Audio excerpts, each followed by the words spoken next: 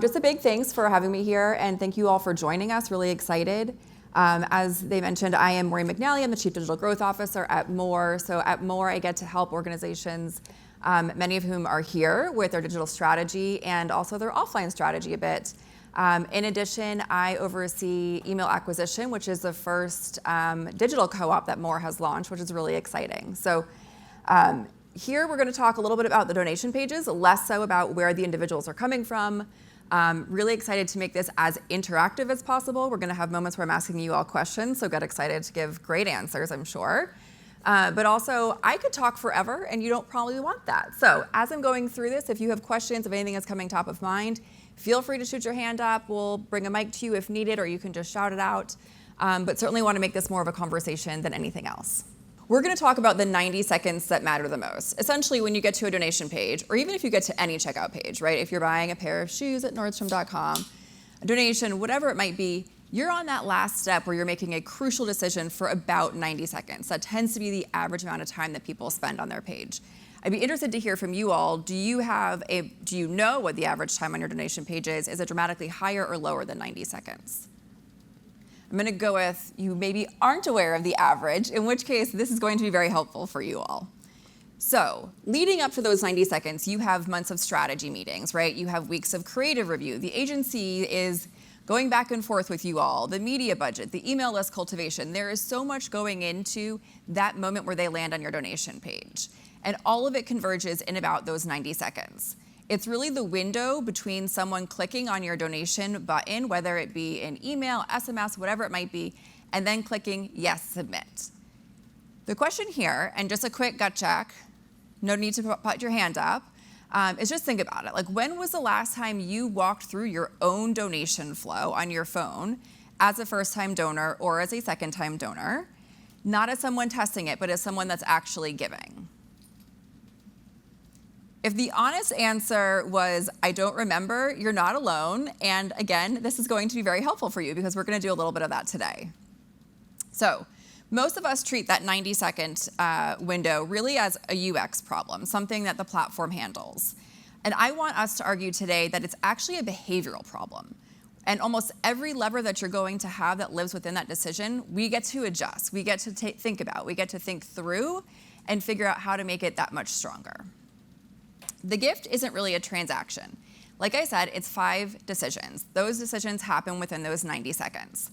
So from the moment a donor lands on your page, the moment that they leave, the confirmation, they're going to make a sequence of these small behavioral decisions. We're going to walk through every single one, and then what we're going to do is pull up your own donation pages. We're going to walk through those decisions together with your donation page and figure out what we might want to adjust moving forward. So what are the 5 moments? And I'm just going to drop my coffee down, sorry guys. The first one is the arrival. The moment the donor lands on your page, they've clicked from somewhere. Again, it might be an email, an ad, a search result. And the first 3 seconds are that sanity check. Did I just land in the right place? Which is certainly a good question to ask. Is this still about the thing that I cared about? Does the content that grabbed me in that moment that I saw the email or the SMS relate to what I'm now looking at? Most forms answer that question not in a great way, or really, to be honest, not at all. The second is the amount. So the moment they have to figure out, what do I want to commit to? What is the number? And in that moment, they're beginning to do a little bit of some math. It is basically the most expensive moment in this entire flow. The donor went from feeling something, hopefully something very positive, to now doing that mental math. So your suggested amount array is going to do more work than almost anything else that's going to be on this page, and most of them haven't been touched in a few years.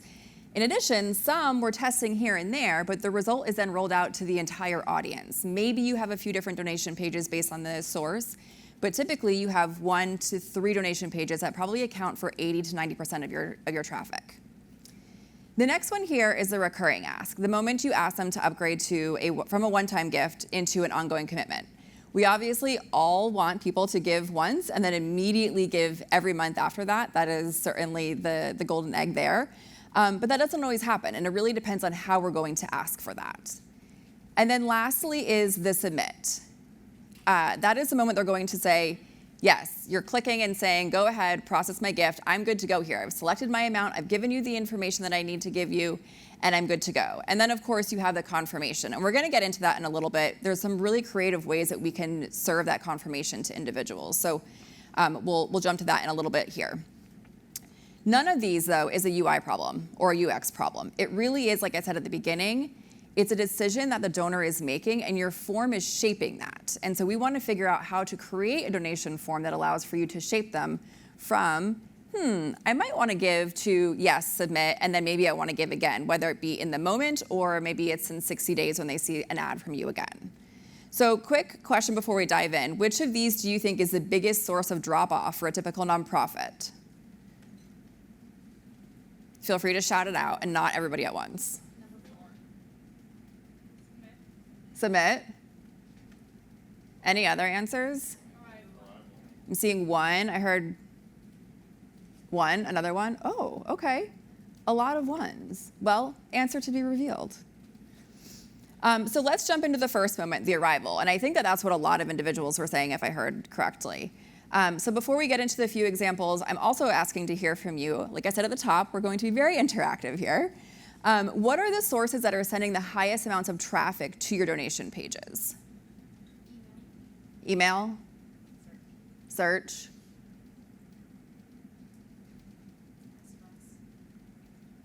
SMS is a big one that I'm seeing the trend really shift from what I think used to be the majority email to it's now shifting. I think certainly not SMS, I wouldn't say is accounting for as much. I'm not sure if you're seeing the same thing, but the increase is growing year over year pretty dramatically. Any others? Sorry? Yeah, and it's a huge one too. Another one that I would throw out there is direct mail pieces. You're seeing a lot of people receive their direct mail, see the link on the bottom, a QR code, and immediately go to your donation page. And so now you're moving somebody from collecting their mail at their mailbox and going to their phone or their computer and being able to make a decision. And so I think that that's something that we also need to begin to think about a fair amount too. Okay, so before we talk about what actually goes in, right, we're talking about the arrival, you need to talk a little bit about where they're coming from too. So I have 3 examples here. On the left, we have an SMS. You shouted out SMS a few seconds ago. Thank you for teeing me up. And this is a text message from Make-A-Wish, a donor on their couch, on their phone, and a thread opens up from a number they recognize, or perhaps they don't even recognize it, and that's okay. There's a child, a puppy, and a story about Johnny who has leukemia, and a 3X match. The donor is in a private, intimate space because they're on their phone. They're probably at home, maybe they're at work, but they're really feeling it's more intimate because they're looking at their phone. And they're reading something that feels personal. So when they go from that SMS to the donation page, they're already thinking about like, yes, I want to do this. So that mathematical question that we talked about, that's going to be that much easier. Paid social, I heard in the back left here, right? You brought up ads. So this one is from Operation Smile, and it's an ad on Facebook. And again, maybe the donor is scrolling. They're half checked out because we're all scrolling the internet and watching TV or doing something else at the same time. And you're between a meme from a friend and a recipe video or whatever it might be. You're then seeing this ad, and it's a smiling kid. It's World Smile Day, a 3X match, a donate now button. The donor is in a public, perhaps distracted space, right, for this example, and they're reading something that they had to fight for 3 seconds of attention. So again, you have 2 different experiences, perhaps both on their phone, perhaps maybe one on the phone, one on their computer. But again, you're really trying to beef up that emotional decision-making process. And then on the right, also from Make-A-Wish, you have an email. The donor opens their inbox, likely on purpose. They chose to click this. They saw a sender name, a subject line. They probably recognize the brand because I think most often when we're sending out emails from our different nonprofits, we're really pushing the brand forward. So they see something that they recognize. They chose to click on this. And you'll see here, the creative is relatively long. It's more illustrated, more committed. But again, the idea here is that we're thinking about that second before you get to the donation page and trying to beef up that emotional reaction. So 3 completely different donors, 3 completely different emotional states, and different attention to different budgets. And all of them are about to land on the same donation page. Is that good? We're not sure. We're going to test a handful of things and talk through that. And there are ways that we can make sure that where they're coming from and where they land are going to be different and really bespoke to that source and to who they are. So when we talk about the moment of arrival, we're not just talking about that page load time. We're talking about whether your form is meeting the donor where they actually are, which depends entirely on where they just came from. So a quick show of hands, which channel is driving the most traffic to your donation page right now? I heard different channels, but what is the one that's driving the most? Is it email still to this day? Yeah. And are you all seeing email drop year over year a little bit? Oh, a lot more shaking to that question than the one prior. Okay. So say you're coming from email. We're going to talk about that as your individual source because that was definitely the majority of the individuals here. The donor just clicks. They're motivated but relatively fragile, right? This is the first 3 seconds out of the form's control. This is your page weight, your load time, your image rendering, fonts, third-party scripts. Within those 3 seconds as your page is loading, the donor is doing a little bit of a sanity check. Did I land in the right place? Did what I just see from email, for that example, align enough with the donation page? Is the story you're telling on email aligning with the donation page? Am I able to quickly get to what the ask is? So what works really well, and I have the Charity Water example on the right. I think that they always have amazing visuals, so always going to use them as a good example. But what works really well is visual continuity from the email through to the donation page. Are you all seeing that as well? Do you have donation pages that are set up to pull in some of that visual continuity? I'm seeing some nodding of the heads here. Thank you. Appreciate your engagement. You have one sentence of mission language above the form here. So this form is really slimmed down. They have one sentence. That's really it, and then they get right into the form. And that really aligns with their messaging and their brand. For those who are familiar with Charity Water, if you think about the emails that you might get from them, this very much matches that. You have a hero image that matches the appeal, not just some kind of stock generic photo. And then the mobile load time, don't hold me to this, but I tried it earlier and it was under 2 seconds. So that's not necessarily a goal. I would say that's more of the floor. You're trying to get to even less than that. But having fewer pieces on this donation page certainly helps, which always makes them, the moment of arrival, that much more streamlined and easy for them. So who here is sending email-driven traffic to a donation page that maybe doesn't match the email creative in some way, shape, or form? And when I say match, I don't mean like every word has to be identical, but at least you feel like this is a continuous journey for them. One person. Everybody else has mastered it. Thank you. Well, we're going to get into that again in a little bit. We're going to open up our own donation pages and go through it. But I often find that when I was testing this, even leading up to this session, going through different organizations, there certainly is some continuity, but I think the more that we can streamline actually allows for you to feel more continuity because there are fewer things to distract you.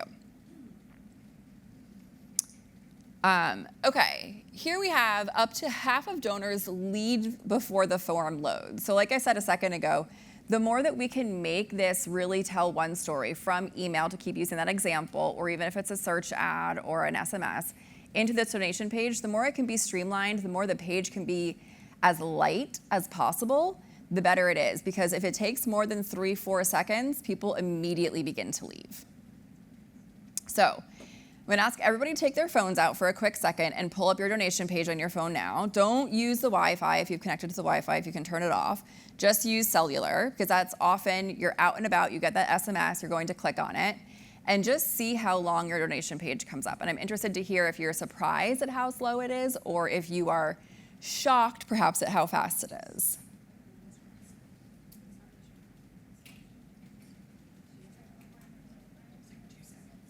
Yeah. I heard 2 seconds. That sounds pretty good to me.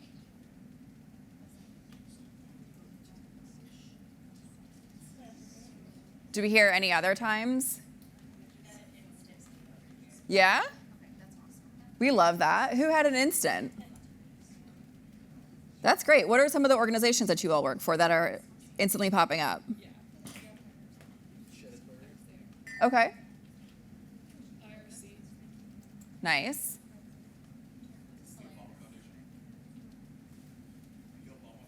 Oh, I didn't even see you back there, John. The lights are so bright. Hi. No worries. I actually came here just to jump up and have a conversation with you, John, so we're good. Okay, so we now have a figure, a clear understanding of how long our donation pages take to load. The goal is always to drop that time in half, right? But after you optimize that, we go into moment 2, and that is the amount. That is the most expensive cognitive moment in the entire flow, at least in my opinion, though I would assume that others probably agree.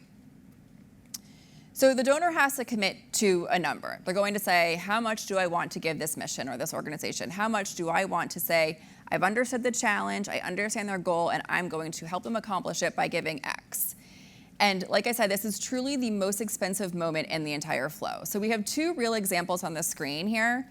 The one on the left is Feeding America. We are in Chicago, they're right around the corner, so I felt like I had to give them a little bit of a shout out. And I just want to note that throughout these examples, there is no wrong answer. Everybody is testing their donation pages, everybody has different audiences. This is my experience when I went to the donation page, and so it's based on my behaviors, but it doesn't mean that something is right or wrong. So on the left here, you have what Feeding America is doing, and they're not actually leading with an amount array at all. They're leading with the impact. So it says $1 equals 20 meals, and that single sentence is doing more work than any suggested amount could for them. Before the donor picks a number, they're already being told what their dollar gets them, what their dollar buys.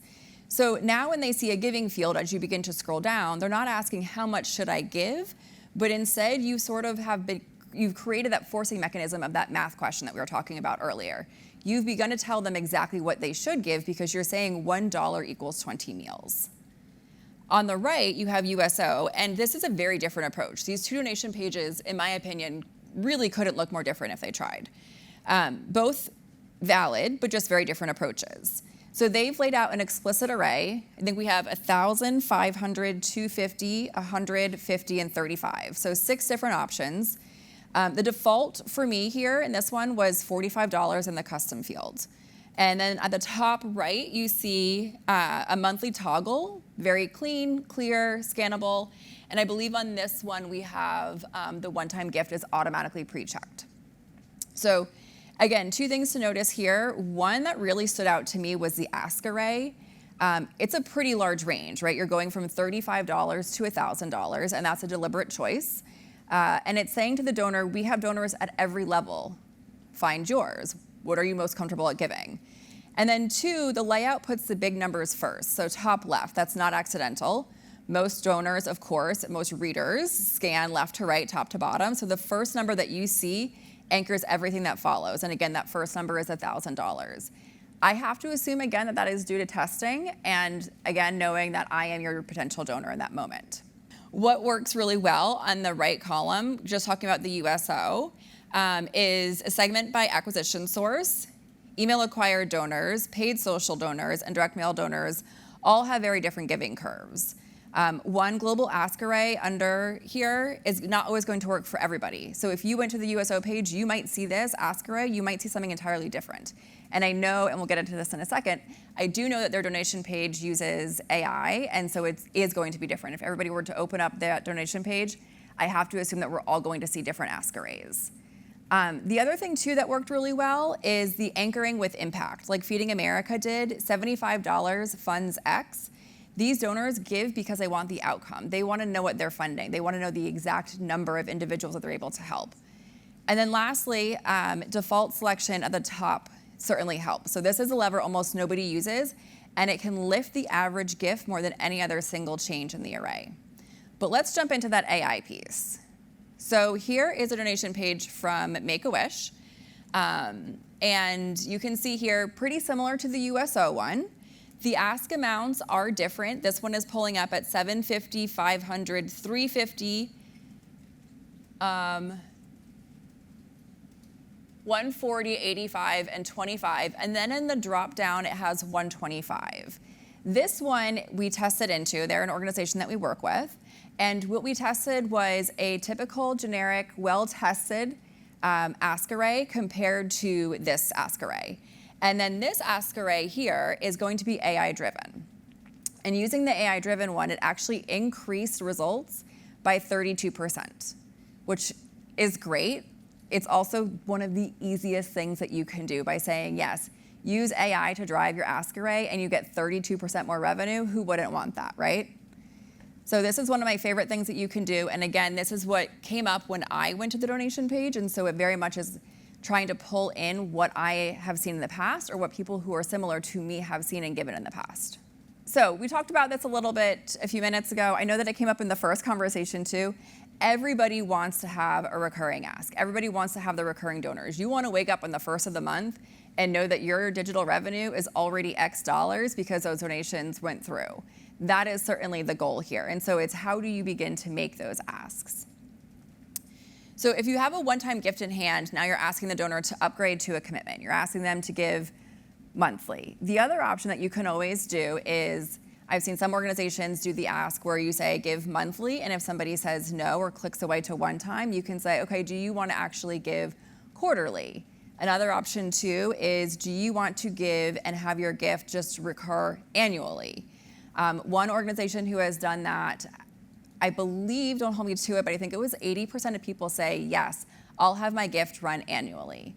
Now, between, let's call it May 1st, 2026 and May 1st, 2027, do you have credit cards change, all of that? Absolutely, but for the most part, those transactions go through.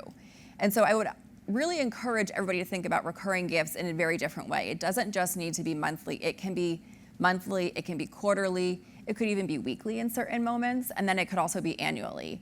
And I would also say if you test into annually, just as an example, how can you take that and then in certain moments figure out, okay, in a rapid response moment, perhaps people are most interested in doing quarterly and move from annually to quarterly. Does everybody here test what they're doing for a recurring ask? And do you have it at monthly or do you have it at a different increment? Monthly? Does anybody do quarterly? Does anybody do annually? Yeah? And do you know like about what percentage of people actually click, yes, I'll do it annually?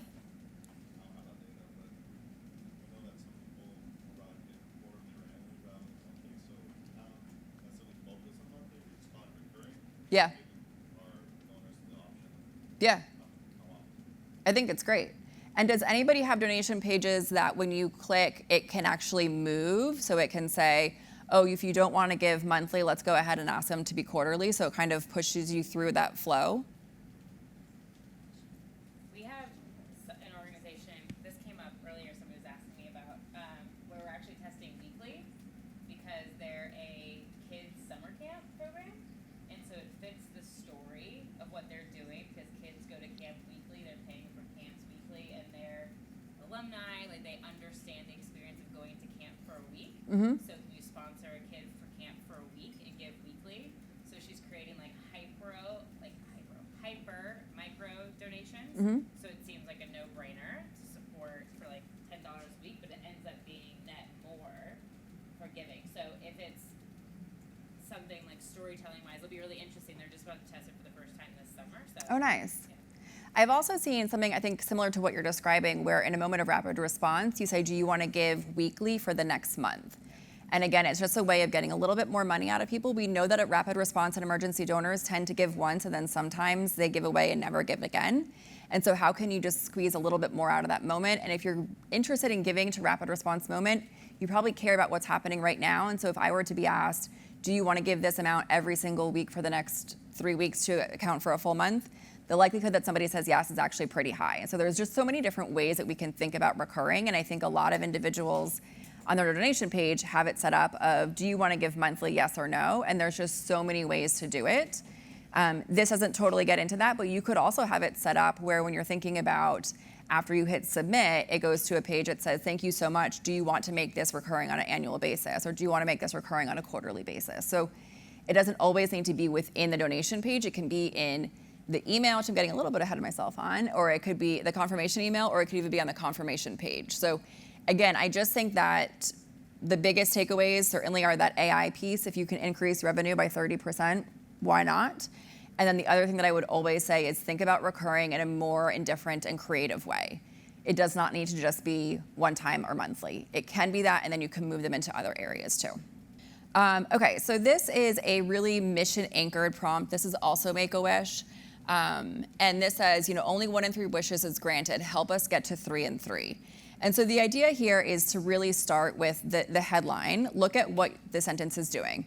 It's not really asking for money, it's stating a problem and inviting the donor to be part of the solution. The math is very clear, right? 1 in 3 wishes is going to be granted today. If you become a recurring donor, you can change that ratio and we can get to a point where it's going to be 3 in 3. And again, Make-A-Wish, everybody loves them. Everybody thinks that they're a great brand. Who wouldn't want to be a part of making it 3 out of 3 as opposed to 1 out of 3?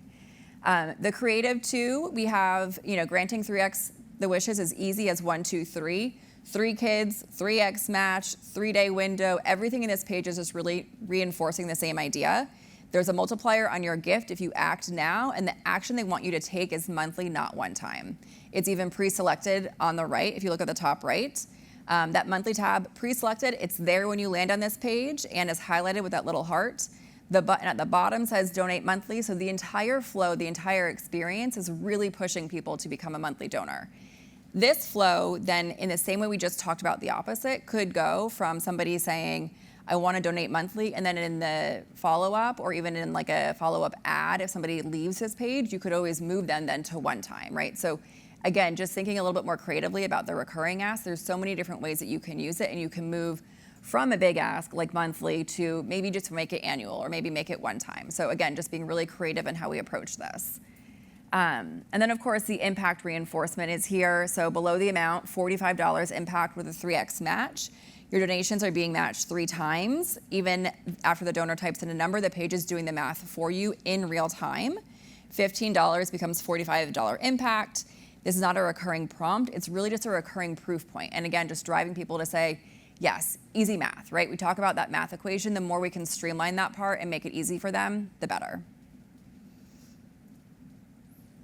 Okay, moment 4 is the submit. So the donor has decided, now they're ready to execute, right? They know what they're going to do. They think they're going to give $1,000, let's just say. So we want to make sure that we're setting them up to succeed. At this point, they really want to execute that gift. And every required field, every missing payment option, every form quirk is a point of friction. If they've decided they want to give you $1,000, you want to make it as easy as possible from going from, yes, I want to give to you $1,000 to hitting submit. If you go to certain donation pages, you will see some that asks you so many different questions. You'll see some that say, you're on step 1 out of 5 and you're selecting the amount. And as a donor, you're sitting there saying, 5 different steps? This is crazy. And so that's when you begin to lose people a lot. And actually, this is one of the highest places that you begin to lose your potential donor. I'd love to see a show of hands. How many people have 1 step and it's just as streamlined as possible? Yeah. How many have 3 steps? That is the average number that I found in doing some digging. And then how many people think that now that we're talking through this, you might be able to go back to your donation page and think, I wonder if there are fields that we can begin to streamline or pull out of there. I'm seeing some nodding and some hands in the back. Yeah. One of the fields that I expect that's in here is that double your donation, employee match, like search for your employer. Yeah. It's optional, but it's step 2 out of 4. So like, what's the analysis on that? Good, bad? That's a great question. I don't have that number top of mind. I can certainly look at what our organizations that we work with are seeing, but Like where it's placed.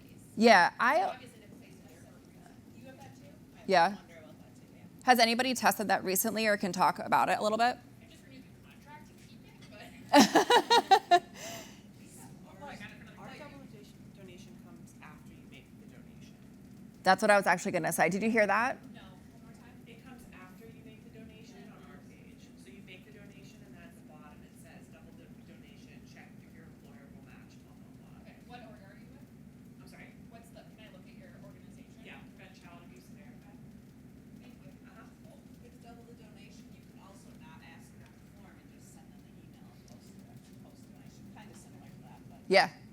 Yeah, so I think there's 2 different recommendations here. One is what you're saying, which is you get through the donation, and then at that point, if you lose them, it's okay because you already have that donation that's being processed. And then you can say, do you want to search for your employer? The other option is to put it in an email.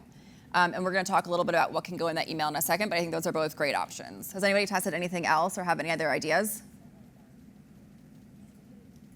It would be interesting if it's almost like a surprising delay. If they're like, oh, my gift gets matched, and that was unexpected. Yeah. And it's even more of an incentive. Yeah. And even pivoting the question of like, do you want to search for your employer to instead like, did you know that your employer might double your impact? Again, it just sort of takes the messaging that we're talking about here and bringing it to that ask.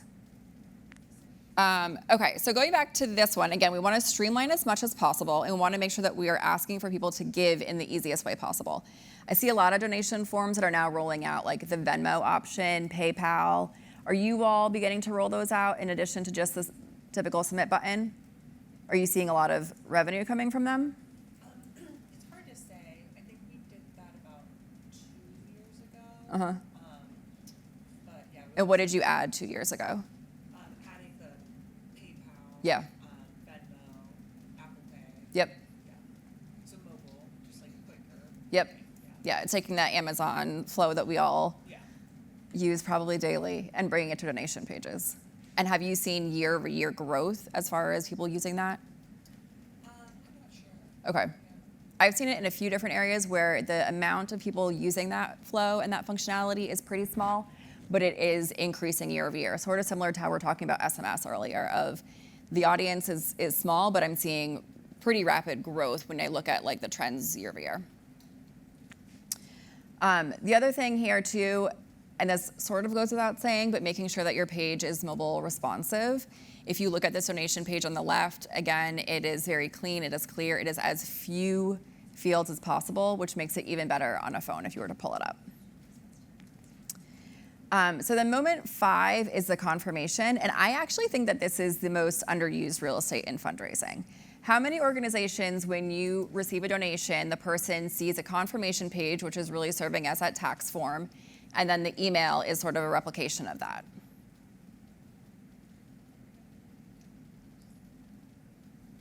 You're thinking about it. Do you have something else in your flow?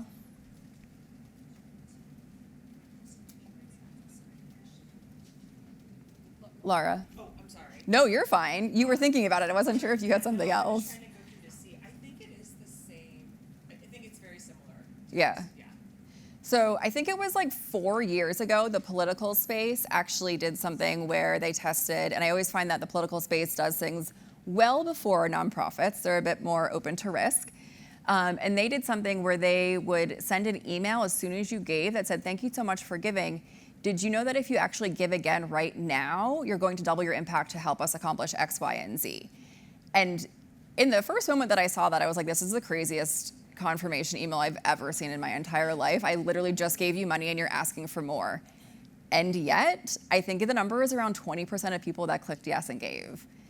Now, I think that there are some nonprofits who will say, I'm never going to do that, my board would never let me do that, but are there ways to make sure that if somebody gives $50 as an amount, maybe you ask them for just $10 more, right? Again, thinking creatively about it. It doesn't need to be one size fits all, but how can you kind of take that tactic and roll it out in different ways? If somebody gives you $5,000 on a donation page, you're probably not going to say, thank you so much for the $5,000. Do you want to give another $5K? But can you figure out how to make that email pretty responsive to the amount that they're giving to make sure that you're kind of going to that person who's giving maybe between $25 and $250 and asking them for perhaps, no more or no less than $10, but perhaps no more than 10%. So just another chance for you to get a little bit more money out of them in something that's already happening. You're already sending them a thank you. You're already sending them a tax form. How can you put an ask in there, whether it be to convert to monthly or quarterly, or maybe even ask for money again, or just test it? The other thing here too, most donation form, or most confirmation pages rather, say, thank you so much. How can you just remind them again, taking that math equation and bringing it back to the confirmation? So instead of just saying thank you, we're saying your $75 just funded X, just to remind them again, so the next time that you ask them, maybe in the confirmation email, you are reminding them of that math equation. The other idea here is social proof. Again, you just joined around 12,000 people who are helping us accomplish X. I love shopping online. It's one of my worst habits. And oftentimes you'll see an email that says, thank you so much for buying these shoes, this dress. Did you know that 10 other people just clicked out and checked out and bought them? So It's that social proof that you're trying to apply that pressure. And again, if you're asking them to give again in that moment or soon thereafter, you're going to be more likely to get that ask. And again, this is thinking about your donors and how many people are giving again. I think a lot of times this number of 15% of donors giving a second gift is dragged down a little bit due to rapid response moments. I know that a lot of people give rapid response moments and then don't give again, so I think that's pulling this down. But this just sort of underscores the fact that if you can use that confirmation page or you can use that confirmation email to push another gift, whether it be in the moment or down the road, then you're going to boost up the number of people who are giving to you a second time. Okay, so now we're gonna do some work, but it'll be fun, I promise.